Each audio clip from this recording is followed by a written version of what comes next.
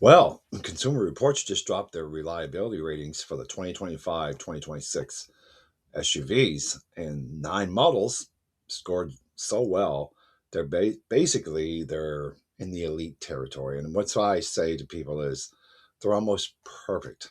Now, we're talking about the vehicles that came incredibly close to a perfect score here. I'm going to rate them from out of 100. In this video, I'm counting down all 9 from the lowest to the highest and giving you my honest opinions and thoughts on each one. So, and yes, the top 9 on this list gets very interesting. So stick around for the video. Now, if you haven't already subscribed, hit the subscribe button there because I upload content almost every day. So let's jump into the video here. Now, number 9 on the list here, folks, is the 2026 Toyota Crown Signia. It's got a score at 77 out of 100 is what I rate this one at. Starting off the list is the Toyota's leaning, into a more upscale crossover formula. It's kind of, fills the space that the Venza is trying to, occupy. So a lot of early impressions have been positive with this one. Owners talk about how quiet and smooth it feels, especially in the city driving where it almost gives off, an EV like character, is what I say to people. Since it's built in Japan, though, and fit and finish almost seems to be living up to the Toyota's usual standards, of course. I'm not taking nothing away from Japan because they're very good at what they do there, especially for the Toyota brand. That said, it's not perfect. Some design choices are a little odd. There's no spare tire. There's storage in the center console that is very limited, is what I tell people. And the taller drivers, people that are 6 foot and over may not love the headroom because of the low roof shape, I find.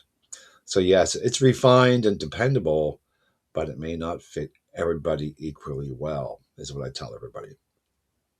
Number 8, another Toyota brand here, the 2025 Toyota RAV4. This one again is, I'd say, almost tied there, 77 out of 100 for the score. I know some people are probably surprised to see the RAV4 this low, but hear me out here, folks.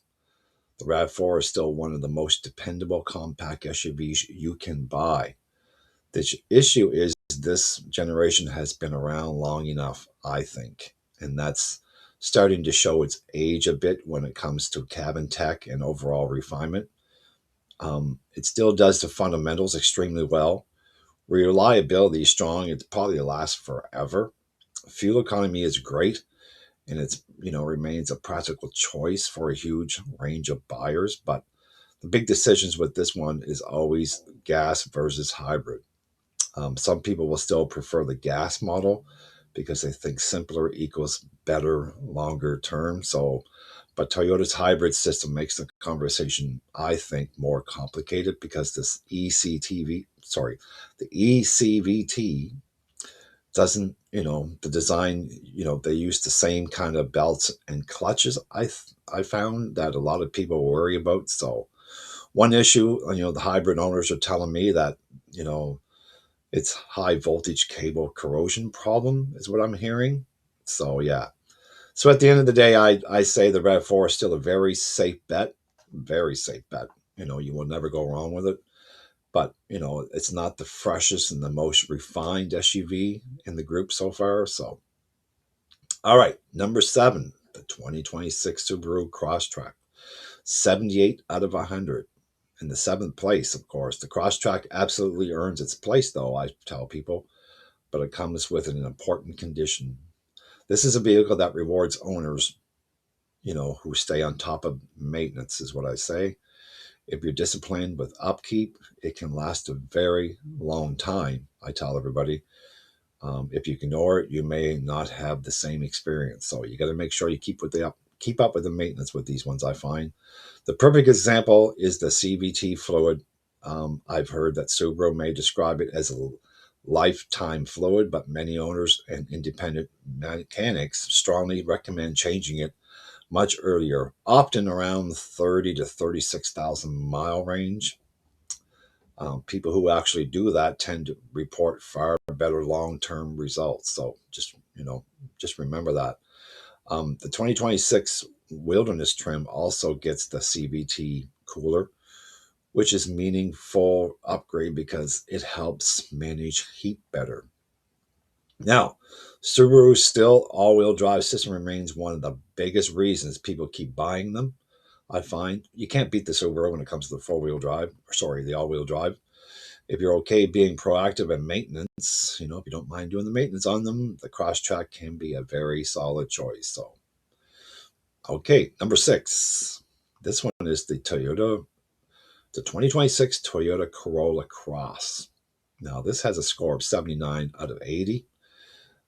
So this is one of those SUVs designed for buyers who just want something simple, dependable, and easy to live with. It's not going to be flashy for you. It's very well made, the Toyota Corolla Cross. Like I say, you can't go wrong with the Toyotas, right? The gas model gets mixed feedback, though. I've been hearing some owners say the 2.0 liter engine sounds strained when pushed hard, and the CVT can get noisy. Um, there have been, complaints about vibration at the highway speeds. The hybrid, though, is where the vehicle makes a much better case for itself. Owners are telling me that seeing excellent real world fuel economy, and many say it drives better and feels quieter overall. There are a few minor quirks, though, to know about. So, some owners have pointed out to me that small, build related noises like mounted roof rails and hybrid versions can be sensitive to the 12-volt battery charge for some reason if the vehicle isn't driven regularly. That's what I've been told. But again, none of this is catastrophic here. It's worth knowing for someone who wants a no drama crossover. The Corolla Cross makes a lot of sense. So if you're, a Toyota buyer and a strong believer in the Toyota brand, get this one for those of you folks that want something that's not too large and it's great on fuel. So, all right, number 5 is the 2025 Mazda CX-5. I'm giving this one an 84 out of 100. The CX-5 is one of the best examples of a vehicle going gracefully.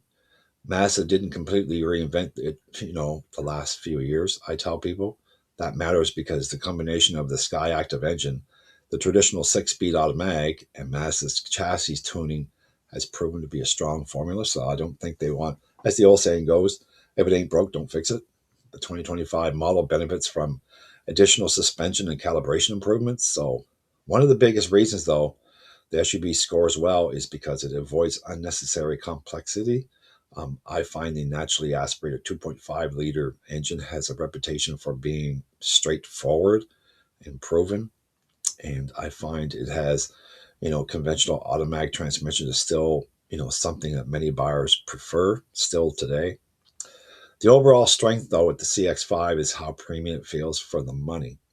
The materials and the interior design I find are gives you that great driving experience. If you want something reliable, it's what I always tell people that are talking to me. You can't go wrong with the Mazda CX-5.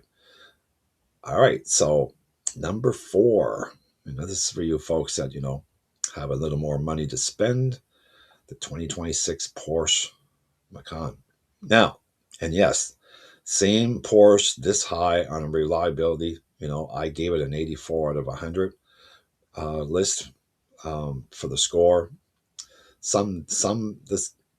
This will surprise some people, but when you look closer, it starts to make sense. Porsche, and the proper way to say Porsche, I know it's going to sound funny. It's actually Porsche. Has been around for years. So they've always been redefining their technology always. But when you see a Porsche, it's a Porsche. That's what I love about the Porsche. Compared to a lot of the luxury performance SUVs, the Macan has avoided the kind of catastrophic failure reputation that scares buyers away. That alone is a big deal in the segment. So, as miles add up, though, owners can run into issues like oil seepage, worn suspension. I've been hearing Transmission related clunking is also what I've been hearing. I mean, these are not, total disasters. So, but the repair costs are often higher. So, just want to remind you quickly that if you buy a Porsche, you may have to look forward to spending a lot of money to keep it updated and the maintenance going, of course. Number three, here we go, folks. 2025 Lexus RX. I gave this one an 84 out of 100. The one thing interesting, because the ownership experience seems to split into two very different conversations, I find. Mechanically, the RX has a strong reputation. People who spend a lot of time on the road often described it as smooth, quiet, comfortable, and largely trouble free. The most common complaint, though, I find, from what I've been hearing, however, involves the 12-volt battery, especially on the hybrid models, because the system is designed for efficiency. The battery can become an issue if the vehicle isn't driven, is from what I'm hearing. Often enough, only, if it sees short trips. So some owners have reported unexpected no start situations, which is definitely not what people expect from a Lexus. Even so, the RX is still one of the strongest luxury crossover options out there, is what I say. You just need to understand its newer personality. Just be mindful, I find, of the battery if your driving habits are limited. So, number two, well, this is personally one of my favorites. You're probably wondering why it's not at number one, but we're going to get to number one here in a minute. Number two is the 2026 Toyota 4Runner. I'm giving this a score of 95 out of 100. This one's almost perfect, I think. The score is impressive in its own way. I tell people, this one here, you can't go wrong. But it means even more when remember how much changed with this new generation. I love the new design of this one. The 4Runner is built on the Toyota's uh, it's built in Toyota's plant in Japan, of course, which has a reputation for excessive quality control. That matters because manufacturing consistency plays a huge role in long term durability.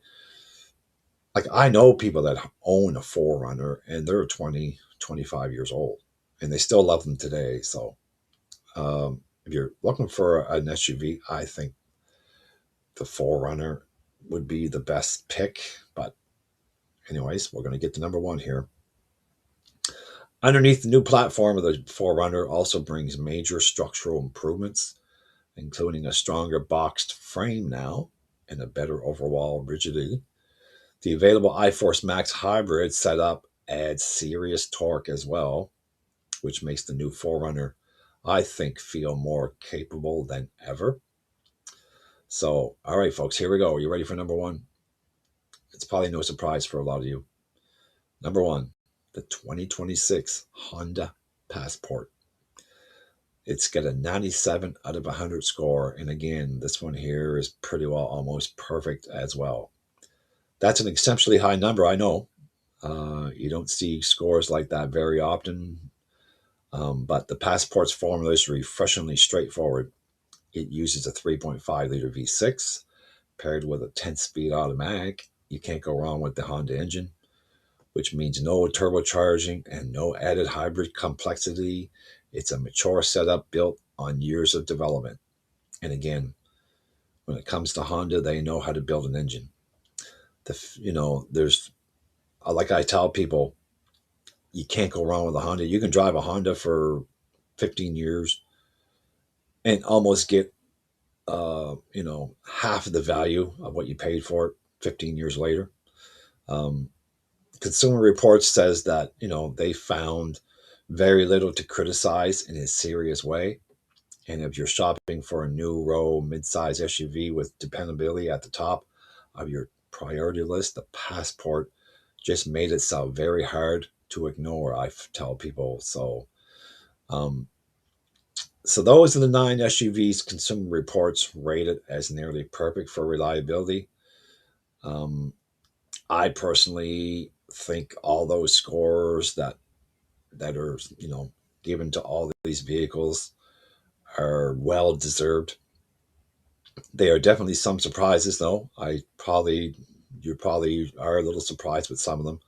But the Honda Passport landing at 97 out of 100 is huge.